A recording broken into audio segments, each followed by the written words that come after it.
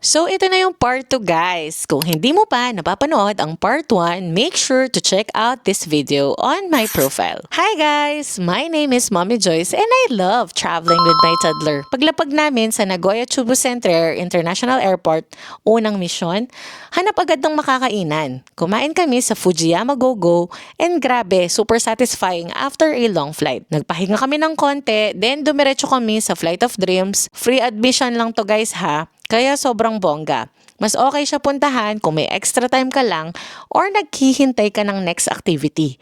Kami kasi wala kaming solid itinerary that day, so go lang ng go. From the airport, nag-train lang kami papuntang Sakae, Nagoya, and we stayed at Prince Smart Inn, Nagoya, Sakae. Kung curious kayo, check nyo lang din yung profile ko para sa hotel review. Honestly, Nagoya is not the most baby-friendly, stroller-friendly city.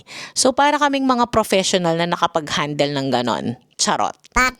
Pero don't worry, mag-share kami ng mga mommy hacks kung paano magiging happy si mommy at happy ang baby habang nagta-travel. So don't forget to follow me for more tips. After namin mag-freshen na, pumunta kami sa paborito naming restaurant, ang Matsuya. Always a must kapag nasa Taiwan or sa Japan.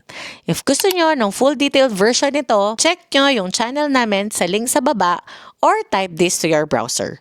So see you on my next video. Bye!